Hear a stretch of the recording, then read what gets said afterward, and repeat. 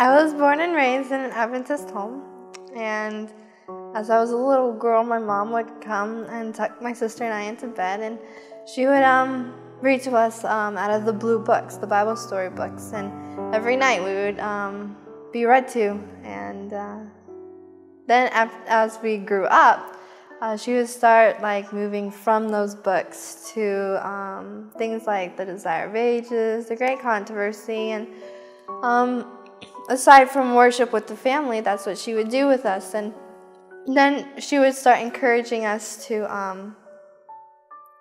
just to have our own personal time with Jesus and to just talk with him before we went to bed, and in the morning when we wake up, just have our own personal devotions. And I would do that every now and then, and it was all right. I prayed more than I really did my devotions, but yeah, I still did them seldomly. When I was about 13, I got baptized on July 5, and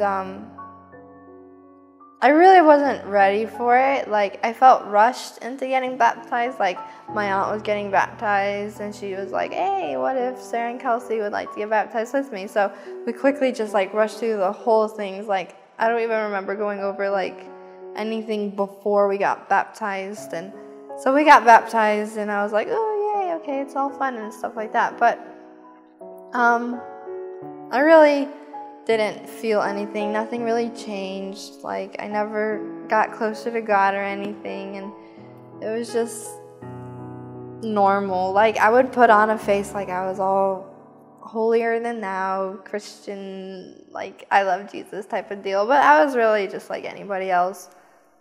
And then I came here to Heritage, and I started having more devotions because they have that little time in the morning for you to have your devotions, and I would start having my devotions more, and I had this amazing walk with God. There'd be times where I would be praying, and I just felt him there. It was just awesome. And that was my freshman year. My sophomore year, it was still the same way, but I saw myself getting mad at just the smallest little things. I would just get frustrated, and then it would just go away, and then another small little thing would come up that would irk me, and I would get frustrated again. And my spiritual life was declining, and it wasn't going so great. And then my junior year, I was just getting mad at everything. Nothing was going my way. I was just getting mad at everything. I was having devotions, I was praying, but it wasn't anything was working. Nothing was clicking. I was just whatever. And two things that mainly brought me down my spiritual walk was movies and music. I loved listening to music. I love listening to music, but I wasn't listening to the right kind. Music with beats, I loved it. I loved the way it made me feel. I loved the tune, the melody, the harmonies of all those songs, everything. I loved it. And all the other songs just seemed boring to me. And movies, it seemed when I watched it was a nice movie. It was a cute movie, one of those little cute ones. But it would get more often I would watch the movies, and the worse the movies would get. And so one time when we went to ASI, my mom got some CDs, DVDs, and one of them was from the Little Light Ministries. And when we got home, my family, we started watching those DVDs, and I started realizing what these movies had in them, because I hadn't really, when you watch them, you're just oh, that was cute, or whatever, and you don't really realize what's going on behind them. And the same with music. We listened to Ivor Myers, Sonic Warfare, and Christian Burdell also came to Heritage, and I listened to what they had to say, and I was just wow, I haven't really noticed it how they're telling it, how they're telling me what goes on behind the scenes. And so I guess those those like little DVDs, they started like pricking at my heart, and the Holy Spirit kept coming to me saying, you know, you should really stop doing this, or just something like that. And I would stop doing it, but then I would fall again, and I would be like, oh God, please forgive me, I'm sorry, I didn't mean to. And I would go on, and then I would do it again by accident, and well, kind of, and then I would just do it again and again and again. And then the summer of my junior year, before my senior year, I went to YFJ, and at YFJ it was awesome because you could see the battle of good and evil in the people who you're witnessing to. Like, they'd be sitting there listening to your meetings, and you would just be praying for them just to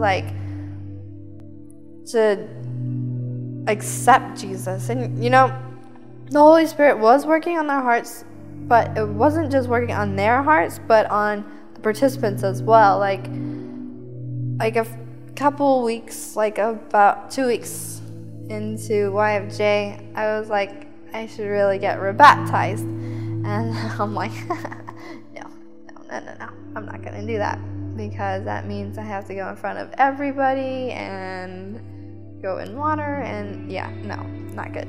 So I pushed it out of my mind completely. And a couple days later, one of my friends came up to me, and she was like, yeah, I'm thinking about getting rebaptized. I'm like, that's nice. And I was like, oh man, because then the Holy Spirit came to me again saying, you should really get rebaptized. And I'm like, no, I'm not going to do that. And then about a week later, I was talking to one of my other friends, and I kind of felt convicted to talk about rebaptism. I'm like, man, I've been thinking about getting rebaptized. And she was like, no way. And I'm like, yeah way. And she's like, no way, because she was thinking the same thing. And so we talked about it, and then I told her that one of our other friends was thinking about it as well, and I was like, no, I'm not gonna do it. You know, it's just whatever, one of those moments, you know.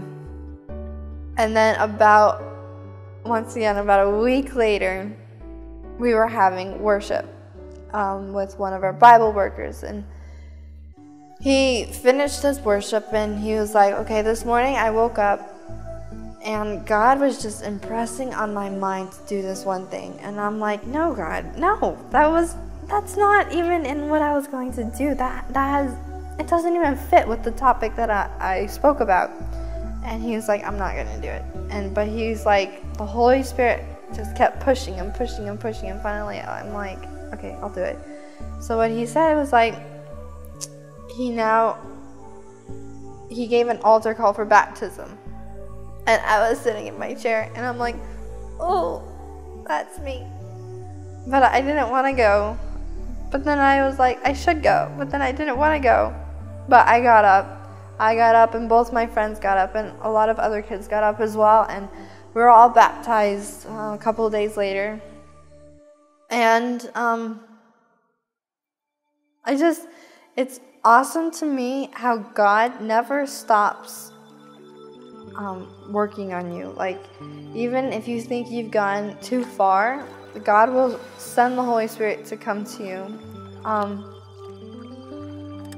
I just want to finish my spiritual walk with God like Paul did. He said in 2 Timothy 4, verse 7 and 8, it says, I have fought the good fight. I have finished the race. I have kept the faith. Finally, there is laid up for me the crown of righteousness, which the Lord, the righteous judge, will give to me on that day, and not to me only, but also to all those who love his appearing.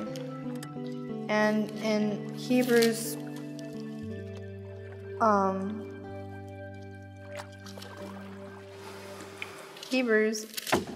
12, verse 1, it says, Therefore we also, since we are surrounded by so great a cloud of witnesses, let us lay aside every weight and the sin which so easily ensnares us, and let us run with endurance the race that is set before us.